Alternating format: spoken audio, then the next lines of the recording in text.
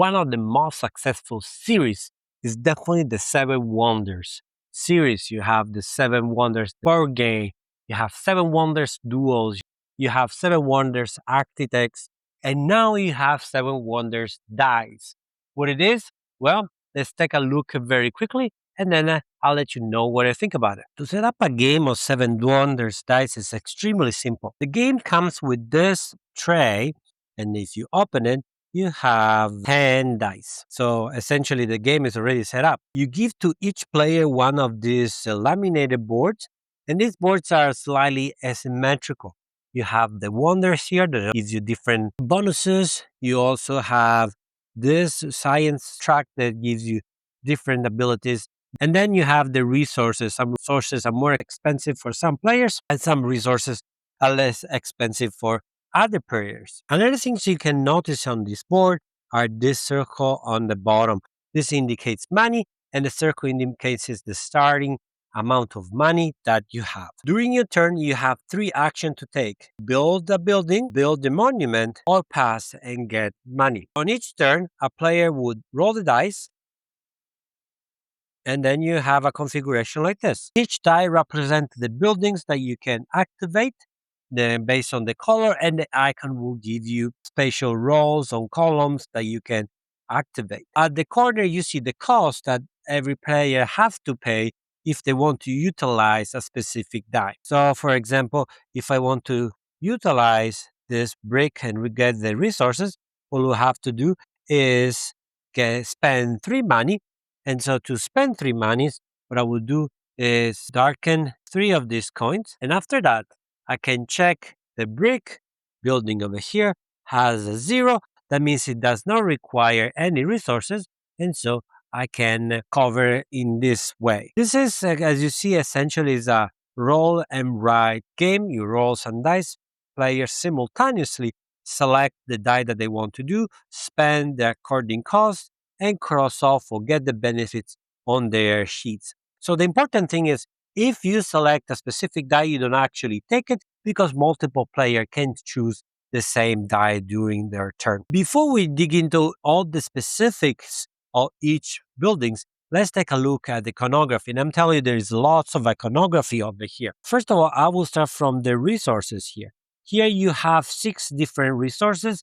Resources is just a unit. There's no really conversion. You don't consume it. You always produce them. So as long as you have covered up one of this, you always have one resource. For example, over here, you see this square over here. It tells you 1. That means to produce this, not only do you need to have the die showing this symbol here, but you also need an additional resource. So in this case, I will have this brick here that allows me to build this building here. So every time you see this arrow pointing here, it's the requirement of resources to be built. So in this case, you don't need any resources, you just need the die to be rolled. In this case, you need 2 resources and 1 resource. At any time, if you don't want to use any die, you can build your wonder. And here you see always you need to go in this direction of the arrow sequentially. So you can, if you have 3 resources, you can repeat an action for 0 cost. In this case, 4 resources, repeat an action for 0 cost and 3 victory points. There you have the symbol of victory points. If you are not happy or you cannot do anything, you have to pass. And when you pass, you gain 3 coins. You circle the coin, indicating that you have. So you don't erase when you spend coins, you darken the circle. Now let's take a look at all the buildings and what they do. The blue building is essentially victory points. You have the different phases, and then you can complete the column from bottom to top or the row from left to right. And the prices are getting juicier, but also require more resources. Remember, you have a maximum of 6 resources. The yellow is the market. In the market, you have 2 different phases. The die, you have the camel, you have the treasure chest. And when you do this, you're gonna get 7 coins. Here, if you have 2 resources, you're allowed to get 1 extra resources. This gray here symbol, if you can find it here, and the check mark indicates you can erase one of this as an extra action as long as you have the resource to do so. Here you have a cost increased by 1. The chest allows you to get money, but also victory points. If you go to the research track, which is one of the other asymmetrical part of this game, you have to go from left to right, and then you can have different bonuses. Here you can check one blue building. Here, every time you construct the science, you gain 2 coins. Here, every time you claim something on the market, you can do a 0 cost. So you don't pay the cost associated with the dice tray. And eventually, if you develop all the track, you can have access to new dice. The black dice essentially gives you extra check mark. And here it will give you the purple die and this one, the white die. Before we go to the white and purple die, let's take a look at what you have on the right and on the left side of the board. You have these 2 buildings here. This is the attack part of the army of your empire. What you're going to do, you're going to attack the right side and left side. Essentially, it's some sort of interaction with your opponents. If we take a look, for example, the right side, what you're going to see a shield. So if you roll the shield, you have enough resources, you can have defense, and then you can also attack. And as you see here, the number of victory points is shaded off because you need to compare your attack strength against the defense strength of your opponent. So, for example, if I attack, let's say I'm going to cross off this one here, I have 2 resources, and I cross off. So, if you see from here, you have a starting victory points of 3.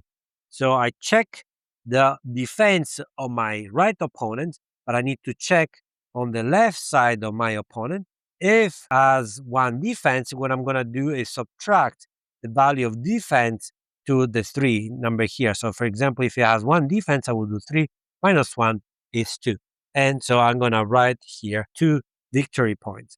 As you see, both sides, the left and the right, have a maximum of 2 defense. That means you're always going to score points. Even if you have the smallest, you're going to score at least 1 point for each attack. And now let's take a look at the purple and white die. So here you have the purple die. You see here you have all the buildings with the arrow left and right. That means as long as you have at least an equal amount of building compared to your left and right opponent, you can build on the purple area over here. That's what it counts. Here you also have a wonder, so as long as you have at least an equal number of stages of your wonder compared to your neighbors, you are allowed to cross off this area over here. White die has some noble people on 4th side, and the other 2, you have victory points. The most important ones are actually this one here. When you roll this, and remember to get the Y, you need to go on this part of the track. When you roll here, essentially you can cross off 2 colors of 2 identical colors as long as you have the resources. If you roll this, then you can cross off these 2, which give you a multiplier per noble that you have cross off on your board. So as soon as you fill up all a building, what I'm going to do, I'm going to cross off one of these 3 rewards. I can retake an action from the tray. I can cross one of the buildings, and I can get 7 money. And remember, there are 3 bonuses. You're going to cross off only one every time you complete a whole building, and you have a total of 7 buildings. This doesn't account if you complete your wonder. As soon as a player has crossed off all 3 of them, everyone takes one last turn, and then you score points. And you score points based on what you have on your board. You're gonna count all the crest and victory points as surrounded. Who has the most point is the winner. And here you have 7 wonders dice. I'm a big fan of 7 Wonders and 7 Wonders system. I think the 7 Wonders Architects is the best of the series, followed by 7 Wonders Duo, and then the big father 7 Wonders. What about this one? Well, to be honest, I'm not a big fan of roll and write, and this is nothing more than a very standard roll and write. However, it's a friendly one. It's a family game, and try to fit in this family of games with recreating and giving you the vibe. There is a symmetry. There is the different buildings that you have, different paths to victory, the war or the science or the blue buildings, there is also that you can do. There is also the satisfactory aspect of roll and ride. Then you cross something, and then you have a combo, so you're allowed to cross something off. I've seen some criticism because it's not really a seven wonder feeling, because usually you have a drafting. Yes, you draft a die, but there's no competition in drafting a die. It's really a roll and ride. You don't remove an option for your opponent, things that you actually have when you play all the other games. But on the same time, also I see criticism on the sort that it's a solitaire game as every roll and write. So we need to be clear. If you like roll and write, this is your jam. If you dislike roll and write, this is not a game for you. Clearly, this is not, because there's really nothing new in the roll and write genre.